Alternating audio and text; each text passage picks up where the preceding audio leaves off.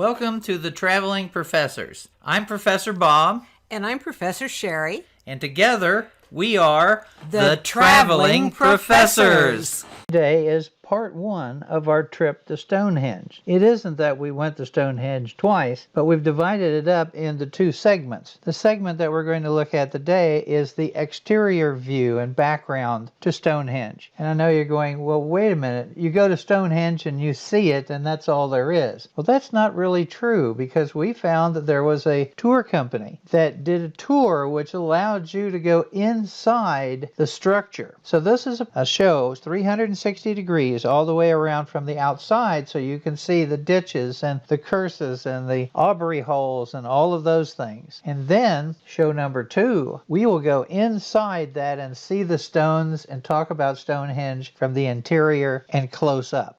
Our group spent the whole day traveling. We went to Windsor first. We were there just a couple of weeks after Prince Harry got married. And then we went to Oxford. And then we headed out to Stonehenge so that we could be there in time for the sunset tour.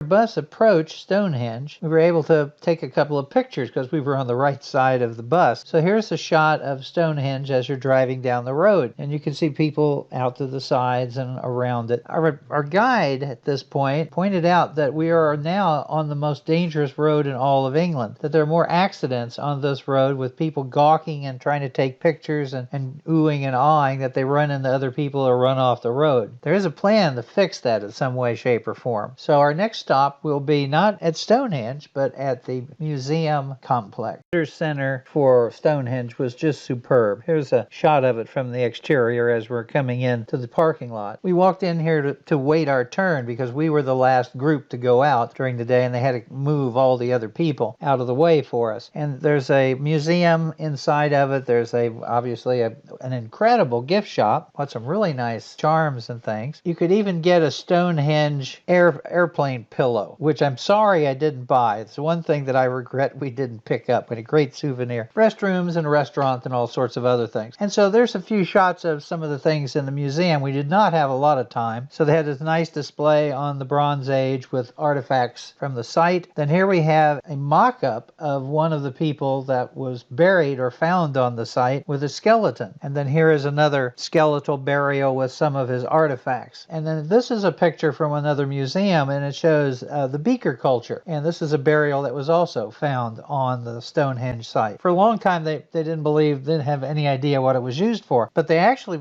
believed that it was a cemetery prior to there being their building being constructed. Because in the aubrey holes that they found, in one of them, they found cremated remains of 60 different people, men, women, and children. And this was all done before stones or any kind of henge was put up. In the museum, they have this Iron Age village that they've constructed with all of the different types of structures, and you can go inside them, walk around them, and it's very nice. And they also have a replica of one of the big stones on rollers, so you can get an idea of size and scale. So, of course, Sheri and I had to have our picture taken next to it. And about this time, our guide said it was time to go and get on the bus to head to actual Stonehenge.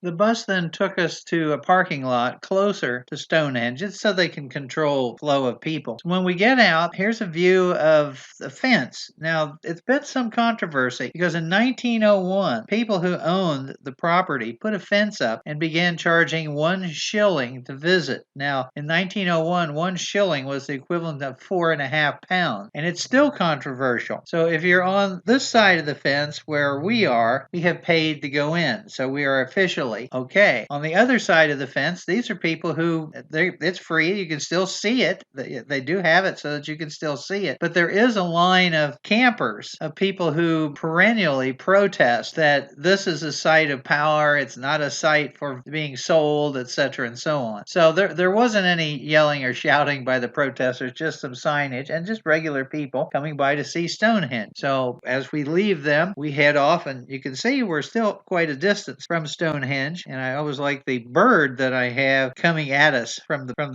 Stonehenge, an omen, if you will. And then finally, we get close enough that this is what you would normally see if you were at Stonehenge. You could get a little bit closer because they have a path that you can follow, a marked path. Actually, it's kind of like concrete. And in the old days, this was probably as good as you could get. People go, "Oh, I went to Stonehenge. It really wasn't worth money because all you do is you can't get very close to it," which is very true. Which is why we paid a little bit more for this special one. They do one at sunrise and one at sunset. So now we'll begin the tour of the exterior of the site. Now here is a map with an overview of the whole area, because a lot of times we just think of Stonehenge. So if you look at this map, you see where the visitor center is, where we came in, and then you see the transportation route and where they dropped us off, and then you see Stonehenge. But then there's a variety of things. For example, L is Normanton down Barrows, and number I is the Cursus Barrow, and P is Woodhenge, way over there. And then you have Durrington Wells, which has gotten a lot of archaeological interest for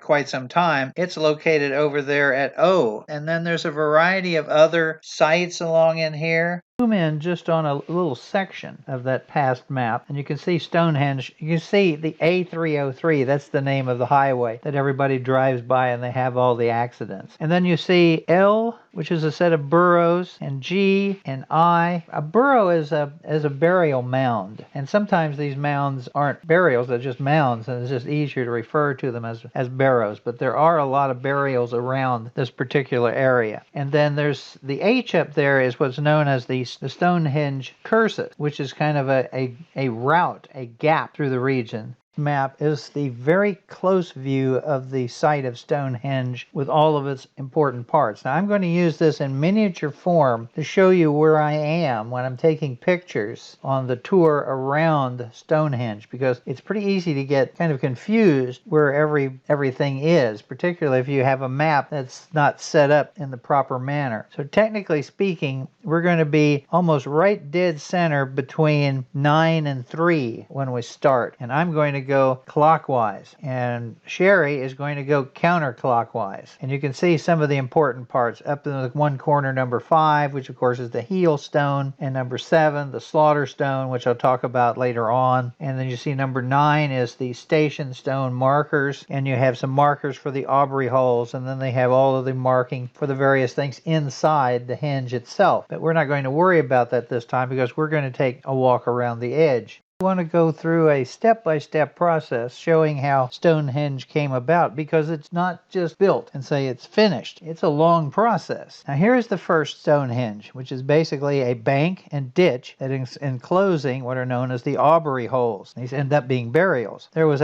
probably a ceremonial gateway on roughly the present alignment. There may have been a timber building in the center, but there's no evidence for this that survives. The site was built around 3100 BC. That's just a little after the unification of Egypt, but it was in this use for only about 500 years, and after that it reverted back to scrub. Here we see the second stage of development, which occurred around 2100 BC, when Stonehenge was radically remodeled. Some 80 bluestones from the Preseli Mountains in the southwest of Wales were set up in the center, forming an incomplete double circle. The entrance was widened and a pair of Heelstones erected. The nearer part of the avenue was built and aligned with the midsummer solstice. The third phase of Stonehenge, about 2000 BC, saw the arrival of the Sarson stones. They were arranged in an outer circle with a continuous run of lintels. Inside the circle, 5 trilithions were placed in a horseshoe arrangement, whose remains we can still see today. The axis of the monument pointed to the midsummer sunrise and was marked externally by a single Heelstone inside a small circular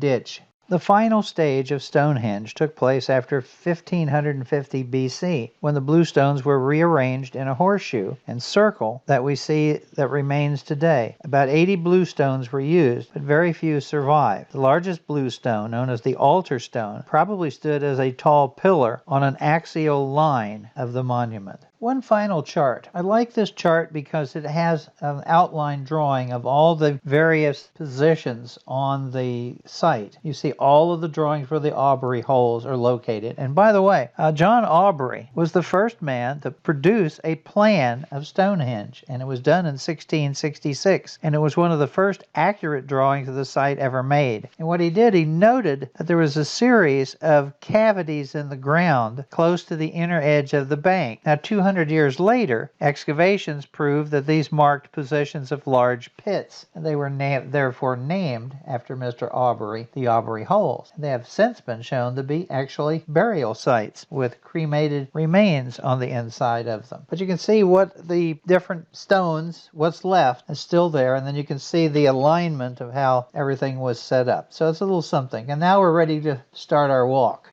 Well, here we are. Here's Sheri and I getting ready to go around the outside of Stonehenge. We are in the second group of our party. We're going to go in the last group to go inside Stonehenge so we can see it more closely to sunset. Now, Sheri is going to go counterclockwise, and I'm going to go clockwise. And then we'll ultimately meet back here before it's our turn to go on the inside. Here you can see the ditch that's between the stones and the outer edge, what we call Stonehenge. Now, actually, from an archaeological standpoint, Stonehenge is not a proper henge, as a henge is a bank outside its ditch. It's actually more like a causeway enclosure, which have irregularly dug ditches and a lot of entrances. And they were used as meeting places for feasting, maybe some defense, and even special places for human corpses to be buried. Now, the ditch was originally dug using picks of red deer antler, and the chalk was used to build the banks, probably moved in baskets or skins. Now, this rough circular enclosure around the stones is 360 feet in diameter, 110 meters. It's defined by a ditch, an inner bank made of chalk excavated from the ditch, and in places a small outer bank known as the counterscarp. So in this picture, you can see the bank, the valley, and I'm basically on the back side of the counterscarp. Now in this view you can see the stones from Stonehenge, but you get a very nice pronounced view of the valley between the counterscarp and the other side. But you'll notice there's something in here known as the North Barrows. Now actually there's two missing stones which were surrounded by a rough circle in the ditch, and it created an appearance of low mounds, and so it became known as the North Barrow. There's one on the opposite side on the South Barrow, but neither one of them is a burial mound, so it's just a name that was just given to them. As I pan to the left here from Stonehenge, you can see the North Barrow a lot better, but what you want to look at is in the left-hand corner. That is one of the 4 station stones. Now there's 2 of those that survived. One upright, the other had fallen, and they both show signs of being shaped. They were originally surrounded by a circular ditch, creating an effect of a low mound, very similar to what would have taken place here at the North Barrows. The station stones were probably put in place at the same time as the central stones in Stonehenge were raised.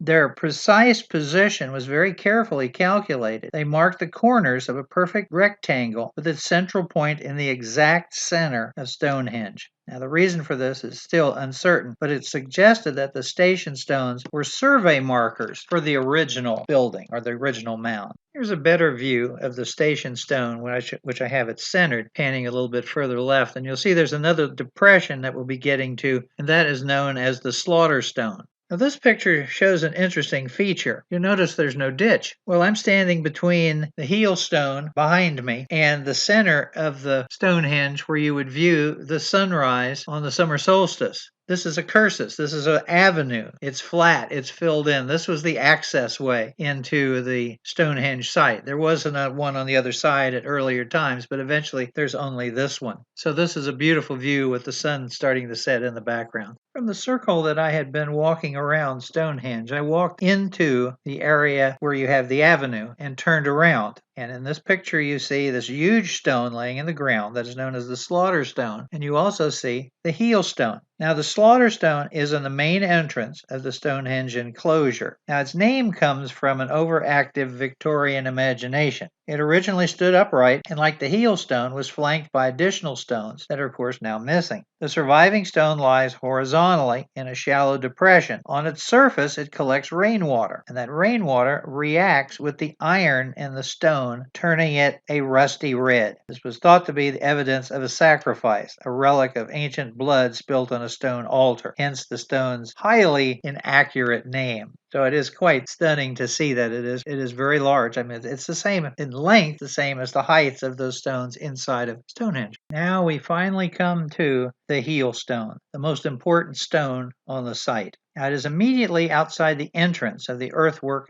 enclosure, and it's within the line of the avenue. And it's known today as the Heelstone. In older times, it was known as the Friar's Heel. This is a huge, unshapen boulder of sarson of hard reddish sandstone. Now, most of the sarsons at Stonehenge are thought to have been transported from Marlborough Downs to the north, but the Heelstone may have always been here and was simply raised upright. Today, the Heelstone stands in isolation, surrounded by a small circular ditch. But the hole for another stone was discovered next to it in the road verge of 1979. There are two interpretations of this newly discovered hole. One is it may have held the Heelstone, which was subsequently moved to the position it now stands. Or, two, it may have been paired with the Heelstone, so you had two upright sarsons standing just outside the entrance of the enclosure. But it is just stunning. Now, I'm fortunate I got the sun at my back, so I have this really beautiful shot. Here's Sheri's picture of the Heelstone coming from the other direction. She gets the shady side of it. It's really pretty, but you can see how it leans in this picture compared to the one that I showed you previously.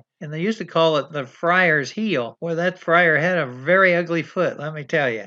Now I'm moving into a position where I'm at Station Stone, which is just behind the South Barrow. So here's the corner that I'm going to turn. You see the Station Stone there in the right-hand corner, and one of the other members of our group heading our way. And then here's the view of Stonehenge, looking right down the Station Stone into the site itself. And as you can see, the evening sun is starting to become a problem. And then from the same area, panning off to the right, you can see another of the station stones and, of course, the Heelstone there in the other section. Now, I didn't move too far from where that station stone was located, but I moved far enough so that you could see the entryway here. It could be one of the old entrances or exits from the original site. And then moving just a little bit, here's a nice shot directly into Stonehenge. And you can really see the sarsen stones really well. Now, there are two types of stones that are found at Stonehenge. One are known as the Bluestones, which come from the Pirelli Hills in Wales.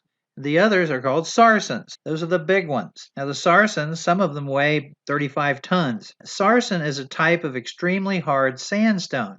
But the larger sarsons, the closest consistent source, is about 30 kilometers away, or 19 miles. And that's to the north of Stonehenge at Marlborough Downs in North Wiltshire. Now, experiments have been done that show that this size of stone can be dragged on a simple wooden sledge by a team of about 200 people. And the drag a stone from Marlborough Downs to Stonehenge, if you used a route wherever possible that avoided slopes, would take about 12 days. So it just requires time and manpower. I'm going to move one more position, basically right where the sun is going to set behind my back, so we can really get a good view inside the center of Stonehenge. This is my last position before I return to the original spot and meet up with Sheri again. So off to the left, you can see the light of the setting sun, which is actually to my back. You see the edge of Stonehenge, and you see the ditch. Then pivot, and there's the beautiful shot of Stonehenge, illuminated by the setting sun. You can see the crowd of people on the inside. That's the other half of our group. And then right through the middle would be where the Heelstone is located. So it's a beautiful shot. You get to see the big sarsen stones, the one with the tenon on it and the pillars across. And then I turn off to the right to shoot back across where the other entrance was located and the other various burrows and station stones were located. So it's time to meet up with Sheri. As you can see, Sheri and I survived our circle around Stonehenge. We do this periodically when we can't cover everything all at one time. And what's fun is when the two of us end up in each other's pictures. Well, now that the other group has finally vacated Stonehenge, as you can see, there's nobody inside of it. It's time for our group to go in and have our 30 minutes. But unfortunately for you, that will be in part 2 of our walking tour of Stonehenge, which will be coming next time. Sheri and I hope you enjoyed the tour. Please come by our YouTube channel at Bob Packett on YouTube. It should be History According to Bob, but it comes up as Bob Packett. That's the easiest way to get to it. And please subscribe and leave some comments. Thank you very much.